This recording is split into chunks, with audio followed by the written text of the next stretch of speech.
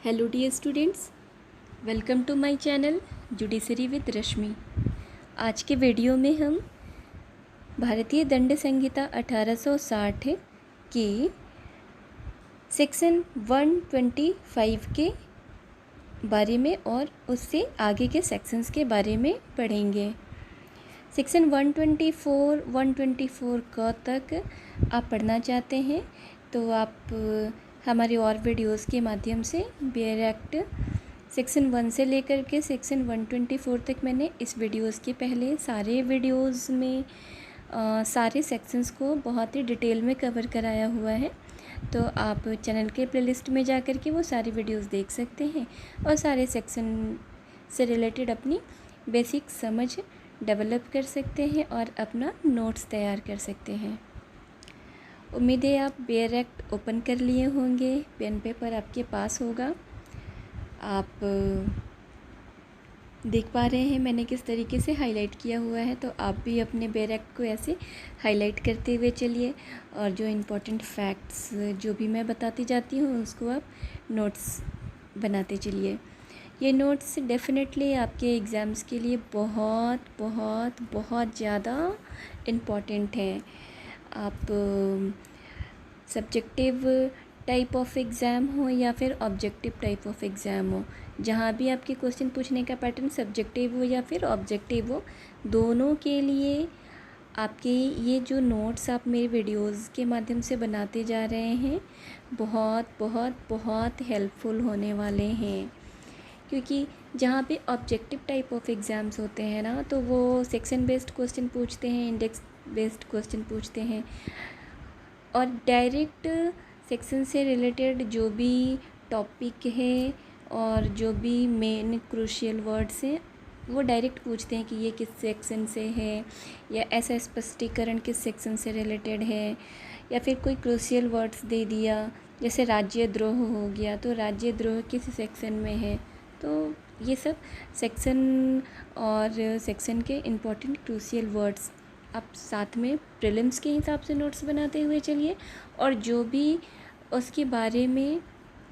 आपको समझाया जाता है वीडियो में वो आप नोट डाउन करते चलिए। साथ ही साथ में बहुत सारे इन सारे सेक्शन से रिलेटेड केसेस बताती हूँ, उनको आप नोट डाउन करते चलिए जो आपके प्री और मेंस दोनों में हेल्प करने वाले हैं। तो सेक्शन 125 की तरफ चलते हैं जो बताता है भारत सरकार से मैत्री संबंध रखने वाले किसी एशियाई शक्ति के विरुद्ध युद्ध करना। जो कोई भारत सरकार से मैत्री का या शांति का संबंध रखने वाली किसी एशियाई शक्ति की सरकार के विरुद्ध, ये ध्यान रखिएगा, किसी एशियाई शक्ति की सरकार के विरुद्ध युद्ध करेगा या ऐसा युद्ध करने का प्रयत्न करेगा या ऐसा युद्ध करने के लिए दुष्प्रेरण करेगा। युद्ध किया, युद्ध करने का प्रयत्न किया या युद्ध करने का दुष्प्रेरण किया, और किसके विरुद्ध? तो ऐसी एशियाई शक्ति की सरकार के विरुद्ध जिसका भारत सरकार से मैत्री का या शांति का संबंध है। तो ऐसी स्थिति में आजीवन कारावास से जिसमें जुर्माना जोड़ा जा सकेगा और या दोनों में से किसी भांति के कारावास से जिसकी अवधि 7 वर्ष तक की हो सकेगी, जिसमें जुर्माना जोड़ा जा सकेगा या जुर्माने से दंडित किया जाएगा। तो सेक्शन 125 धारा 125 यह बता रही है कि ऐसा कोई व्यक्ति है जो किसी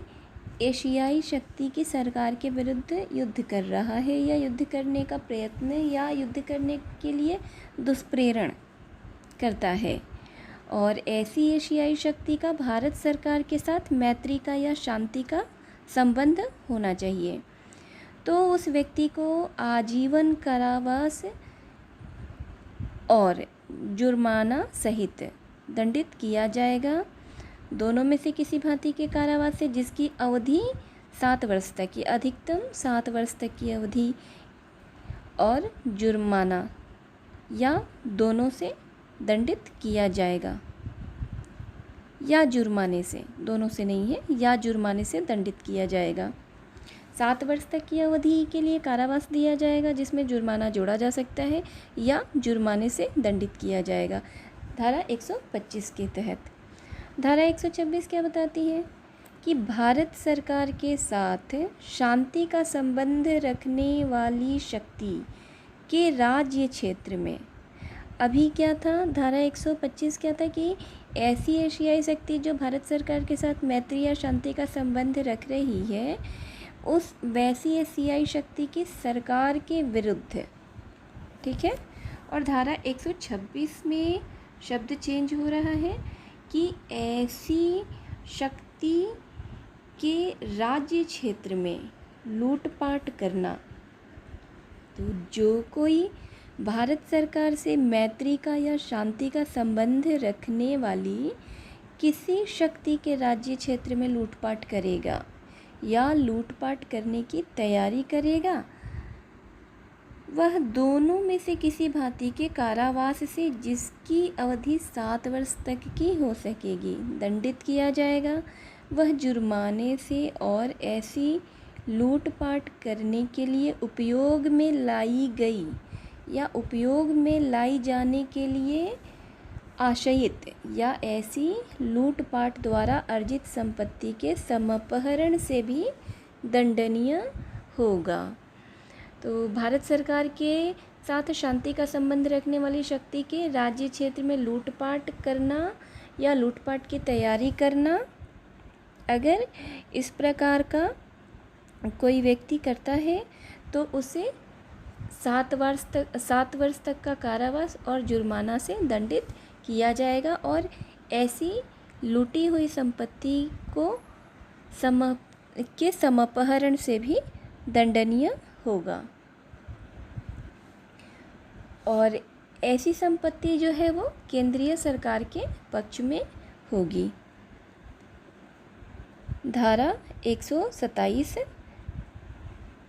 यह धारा 125 और 126 में वर्णित युद्ध या लूटपाट द्वारा ली गई संपत्ति प्राप्त करना।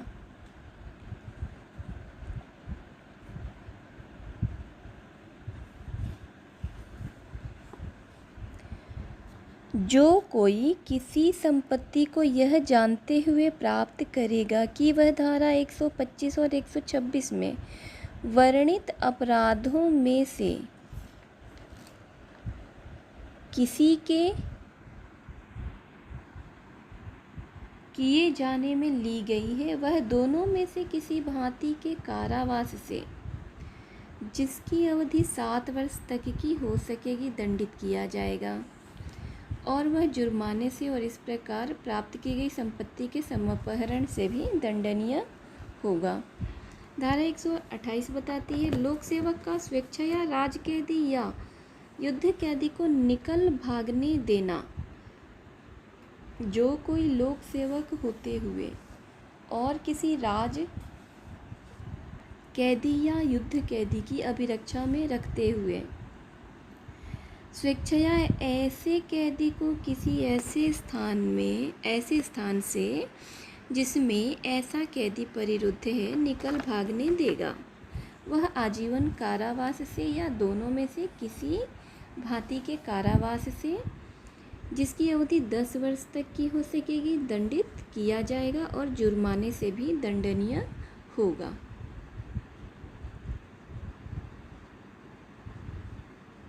तो यह दंड किसे मिलेगा? लोक सेवक को। यदि कोई व्यक्ति लोक सेवक है और लोक सेवक होते हुए वह किसी राज कैदी या युद्ध कैदी को निकल भागने देता है तो उसे आजीवन कारावास और किसी भांति के दोनों में से किसी आजीवन कारावास या दोनों में से किसी भांति के कारावास जिसकी अधिकतम अवधि 10 वर्ष तक की हो सकेगी, दंडित किया जाएगा और जुर्माने से भी दंडनीय किया जाएगा। धारा 129 के अनुसार उपेक्षा से लोक सेवक का ऐसे कैदी का निकल भागना सहन करना। तो यहाँ पे है कि जो कोई व्यक्ति लोक सेवक होते हुए और किसी राज कैदी या युद्ध कैदी को अभिरक्षा में रखते हुए उपेक्षा में ऐसे कैदी का किसी ऐसे परिरोध स्थान से जिसमें ऐसा कैदी परिरुद्ध है निकल भागना सहन करेगा, वह सादा कारावास से जिसकी अवधि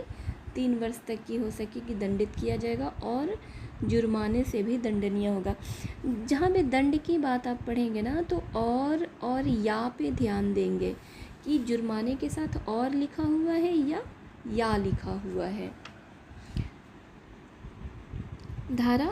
130 बताती है ऐसे कैदी के निकल भागने में सहायता देना, उसे छुड़ाना या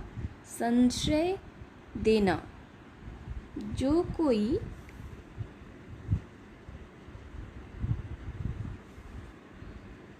जानते हुए किसी राज कैदी या युद्ध कैदी को विधिपूर्ण अभिरक्षा से निकल भागने में मदद या सहायता देगा या किसी ऐसे कैदी को छुड़ाएगा या छुड़ाने का प्रयत्न करेगा या किसी ऐसे कैदी को जो विधिपूर्ण अभिरक्षा से निकल भागा है संशय देगा या छुपाएगा। आप किसी ऐसे व्यक्ति को जो कि कैदी है और निकल कर भागा हुआ है तो उसे या तो आप छुड़ाने में मदद करते हैं या फिर जब वह भागा हुआ है तो उसे संशय देते हैं या छुपाते हैं। तो ऐसे कैदी के फिर से पकड़े जाने का यदि प्रतिरोध करते हैं तो भी ऐसे व्यक्ति को आजीवन कारावास से या दोनों में से किसी भांति के कारावास से जिसकी अवधि 10 वर्ष तक की हो सकेगी दंडित किया जाएगा और जुर्माने से भी दंडनीय होगा। और अभी जो भी धारा 125 से 130 तक पढ़ा तो जहाँ 10 वर्ष है, 3 वर्ष है या 7 वर्ष है इसको ध्यान रखना है। और आप धारा के बगल में जहाँ पे ये सेक्शन 125 लिखा हुआ है वहाँ पे ही आप सीधा ही ऐसे 7 ईयर्स लिख सकते हैं तो आपको याद हो जाएगा कि धारा 125 के तहत 7 वर्ष तक का आजीवन कारावास या 7 वर्ष तक का कारावास जिसकी अवधि हो सकेगी। 126 में भी 7 वर्ष तक की कारावास की बात करता है और धारा 128 के तहत 10 वर्ष, धारा 129 के तहत 3 वर्ष और धारा 130 के तहत 10 वर्ष तक का। तो ये आपको याद रखना है और इसके साथ ही और जुर्माने से भी दंडनीय होगा, यानी 10 वर्ष और या 7 वर्ष या 3 वर्ष तक की जो कारावास की सज़ा होगी वो तो होगी और जुर्माना भी लिया जाएगा। धारा 130 का जो स्पष्टीकरण है वह यह बताती है कि कोई राज कैदी या युद्ध कैदी जिसे अपने पैरोल पर भारत में कतिपय सीमाओं के भीतर यथेच्छ विचरण की अनुज्ञा है, विधिपूर्ण अभिरक्षा से निकल भागा है, यह तब कहा जाता है जब वह उन सीमाओं से परे चला जाता है जिसके भीतर उसे यथेच्छ विचरण की अनुज्ञा है।